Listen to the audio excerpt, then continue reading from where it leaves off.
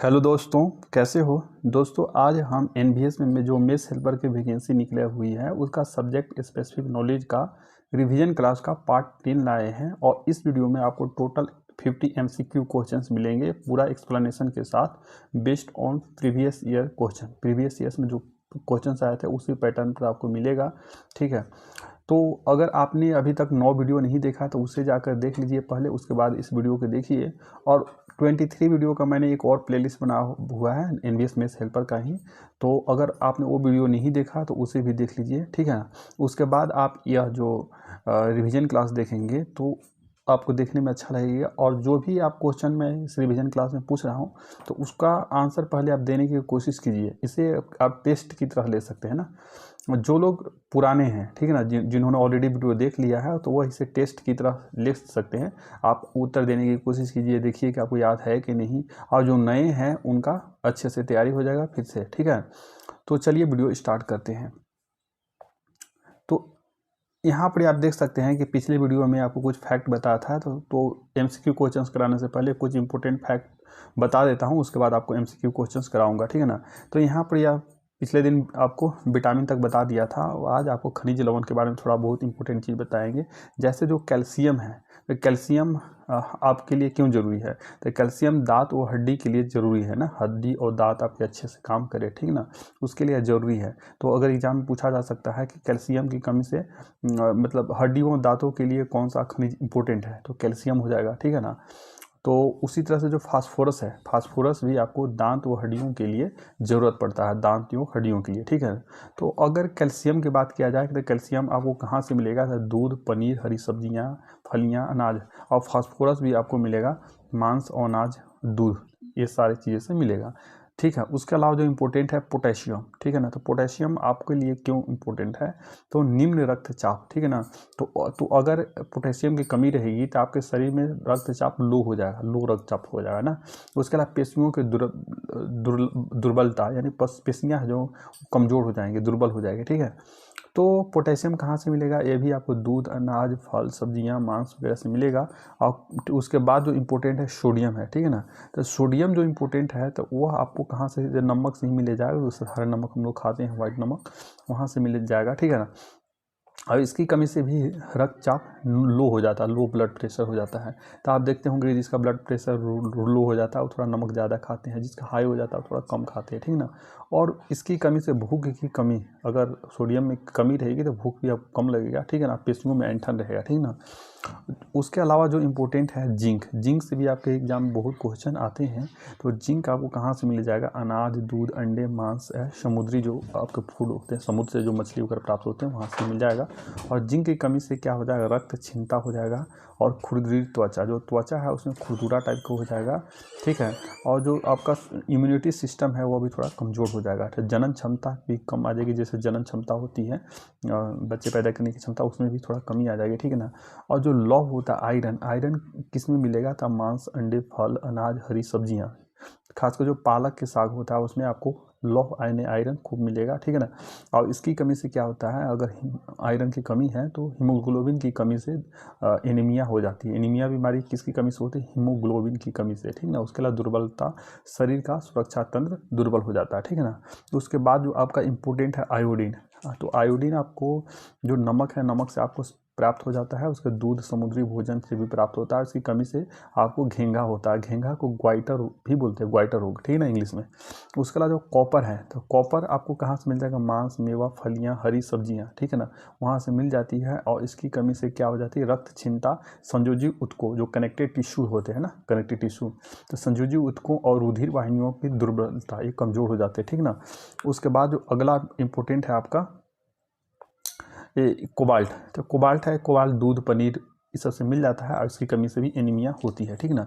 तो मनुष्यों में जो पाचन है, तो पाचन सिस्टम एंड डाइजेशन से भी आपके एग्जाम में क्वेश्चन आएंगे, क्योंकि ये भी आपका इंपॉर्टेंट है, ठीक है ना।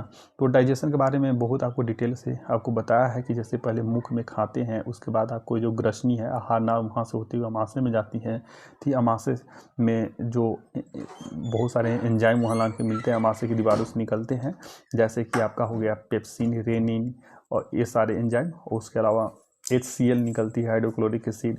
फिर उसके बाद वो छोटी आंत में जाती है, जो छोटी आंत, और छोटी आंत में जाने से पहले यहाँ देख सकते हैं अग्न्याशय, अग्न्याशय इंग्लिश में पेनक्रियाज बोलते हैं, तो पेनक्रियाज से भी बहुत सारे रस लांके इसमें मिलते हैं।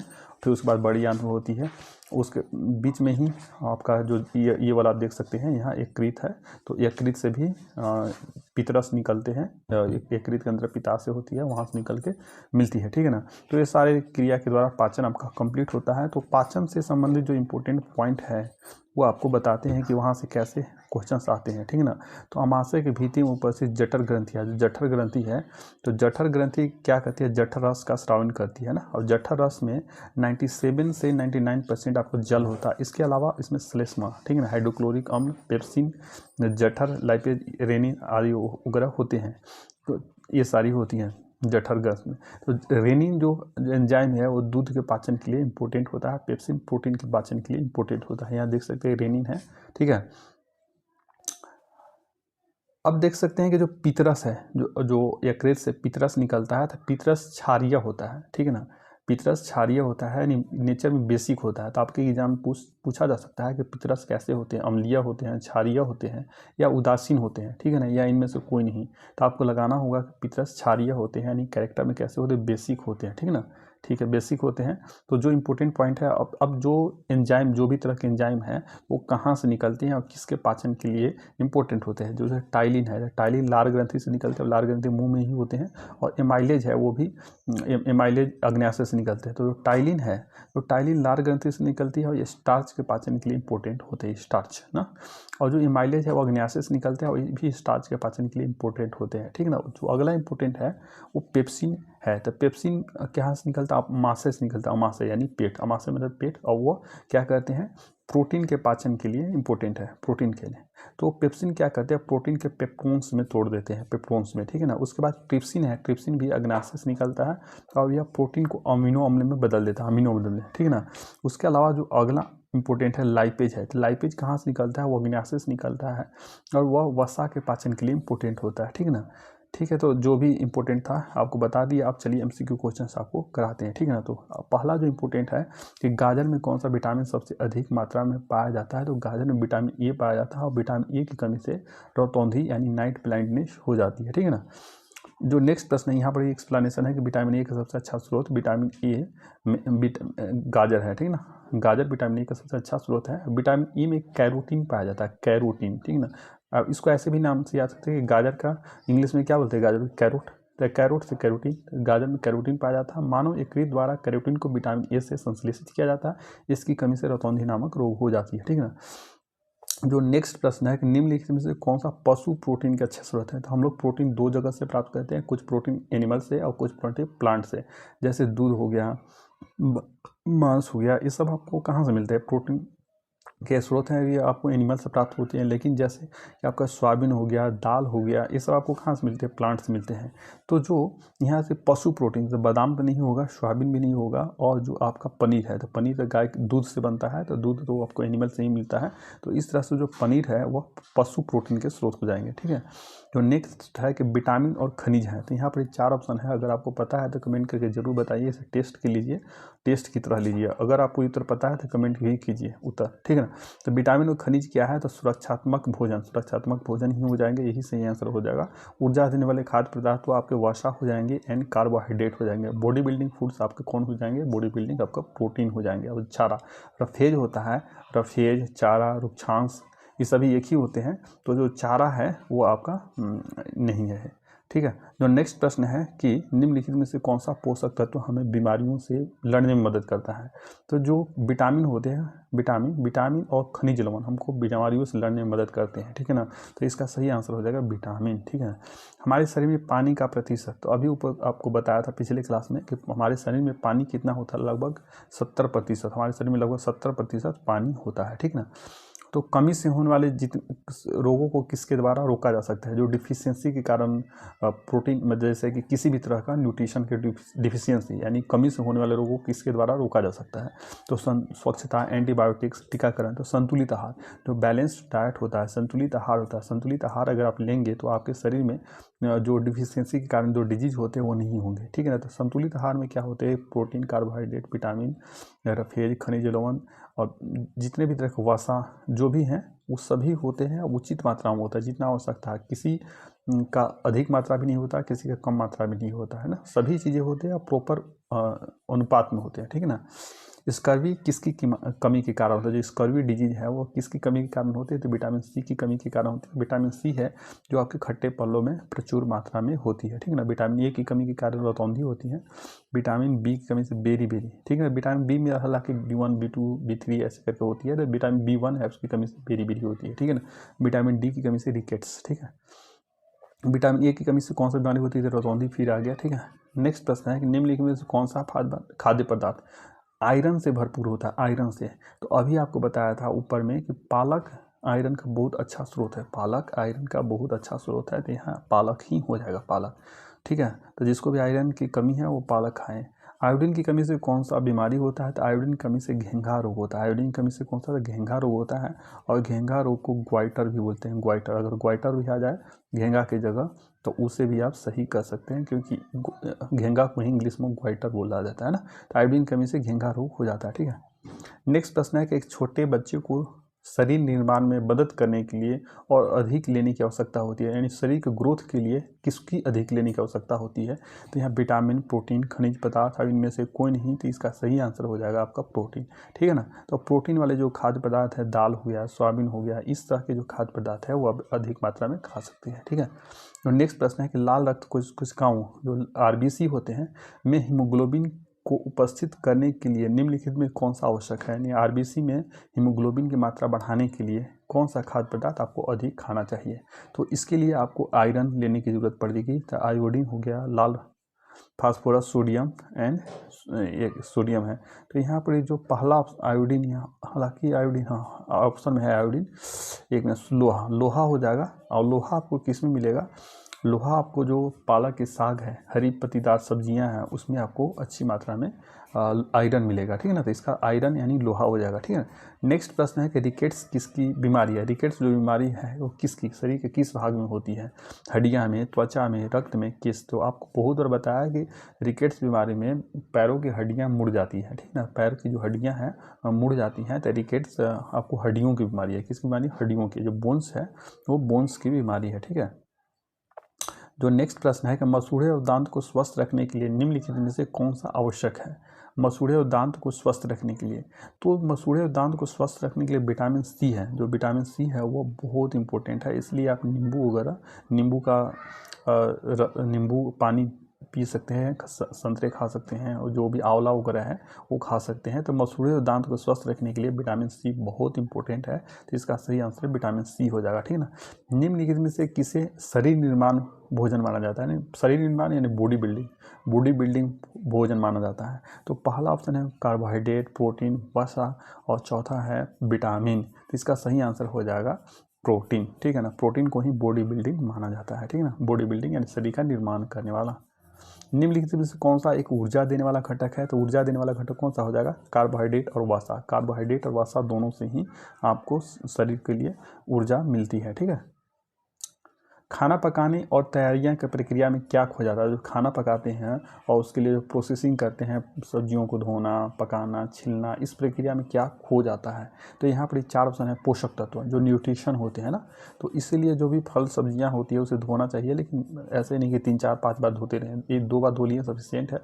उसके अलावा जो कोशिश करनी चाहिए कि जो छिलके हैं उसे फेंके ना, जिसका छिलका खाया जा सकता है उस सब्जी का छिलका फेंकना नहीं चाहिए, ठीक है ना। तो इसके लिए पोषक तत्व हो जाएगा कि अगर खाना पकाने और तैयारियों की प्रक्रिया में क्या खो जाता है, तो पोषक तत्व यानी न्यूट्रिशन आपका खो जाता है, ठीक है ना। खनिजों की उच्चतम सांद्रता पाई जाती है, जो खनिज है, मिनरल्स है, उसकी हाई डेंसिटी पाई जाती है कहाँ, हड्डियों और दांत में, त्वचा में, हाथ और पैर में, इनमें से कोई नहीं। जो हड्डियों और दांत है उसमें आपको हाई डेंसिटी पाई जाती है खनिजों के। कौन कौन से खनिज पाई जाती है, तो आपका हो जाएगा कैल्शियम एंड फॉस्फोरस, ठीक है। कैल्शियम और फॉस्फोरस आपको पाई जाती है। जैसे अभी ऊपर आपको बताया था कि हड्डियों और दांत के लिए कौन सा, यहाँ पर आप देख सकते हैं, एक मिनट आप वेट कीजिए। यहाँ पर ही आप देख सकते हैं कि जो कैल्शियम, एक मिनट, यहाँ पर देख सकते हैं कि जो काम है भाई, कैल्शियम। जो फास्फोरस है वो दांत और हड्डियों के लिए अच्छा है। फास्फोरस क्या है? दांत और हड्डियों के लिए अच्छा है। और जो कैल्शियम है वो भी दांत और हड्डियों के लिए अच्छा है। तो दांत और हड्डियों में कौन सा खनिज पाया जाएगा? तो कैल्शियम एंड फास्फोरस। तो कैल्शियम और फास्फोरस आपका क्या है? खनिज है।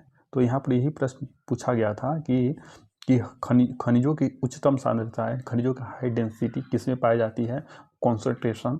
तो आपका हो जाएगा हड्डियों और दांत में। ठीक है। जो नेक्स्ट प्रश्न है कि निम्नलिखित में से कौन सा वसा रहित, मतलब वसा उसमें कम रहता है या नहीं रहता, बिल्कुल नहीं रहता, और विटामिन ए का समृद्ध स्रोत है। वसा तो नहीं रहता उसमें और विटामिन ए भर भर के रहता है। तो वो कौन सा होगा? गाजर। गाजर में आपका वसा बिल्कुल नहीं रहता और इसमें विटामिन ए पूरा प्रचुर मात्रा में रहता है। ठीक है। तो नेक्स्ट प्रश्न है कि दिए गए विकल्प में से आयरन का सबसे अच्छा स्रोत है। आयरन यानी लोहा। आयरन का सबसे अच्छा स्रोत कौन सा है? हरी सब्जियां, अंडे और जो दूध, गाजर। तो हरी सब्जियां होती है, खासकर जो पालक की साग होगी वो उसमें आपको बहुत अच्छा आयरन का स्रोत है। ठीक है। तो नेक्स्ट प्रश्न है कि निम्नलिखित में से कौन दूध को दही में बदलने के लिए जिम्मेदार? दूध को दही में। ठीक है। तो इसके लिए हो जाएगा एंजाइम, कवक, बैक्टीरिया, विटामिन बैक्टीरिया। जो बैक्टीरिया होता है बैक्टीरिया, तो जो बैक्टीरिया दूध को दही में बदलने के लिए जिम्मेवार है उस बैक्टीरिया का आप नाम कमेंट करके जरूर बताइए। ठीक है। अगर आपको पता है कि दूध को दही में बदलने के लिए कौन सा बैक्टीरिया जिम्मेवार है तो उस बैक्टीरिया का नाम आप कमेंट करके जरूर बताएंगे। ठीक है। तो नेक्स्ट प्रश्न है कि गाय का दूध किसकी उपस्थिति के कारण पीला होता है? गाय का दूध किसकी उपस्थिति के कारण पीला होता है? तो लैक्टोज है, कैरोटीन और कैरिसिन। तो ये बी ऑप्शन है, यही आपका हो जाएगा। ठीक है ना। कैरोटीन और कैसिन, यही आपका आंसर हो जाएगा। ठीक है। भैंस के दूध में वसा का औसत प्रतिशत कितना? जो भैंस का दूध होता है उसमें गाय के दूध की अपेक्षा वसा ज़्यादा होती है। अब पूछ रहा है कि भैंस के दूध में वसा का औसत प्रतिशत कितना होता है, तो इसका सही आंसर हो जाएगा 7.2%। भैंस के दूध में वसा का औसत प्रतिशत कितना होता है? 7.2%। ठीक है। तो नेक्स्ट प्रश्न है कि निम्नलिखित में से कौन सा एंजाइम दूध प्रोटीन के पाचन के लिए जिम्मेदार है? दूध में जो प्रोटीन होता है उसके पाचन के लिए कौन सा एंजाइम जिम्मेवार होता है? तो इसका सही आंसर हो जाएगा आपका रेनिन हो जाएगा। और केवल पूछ दिया जाए कि दूध के पाचन के लिए पेप्सिन। तो पेप्सिन होता है, क्या होता है? प्रोटीन को पेप्टोन्स में बदलता है। ट्रिप्सिन है तो वो क्या करता है कि जो पेप्टोन्स है उसको अमीनो अम्ल में बदल देता है।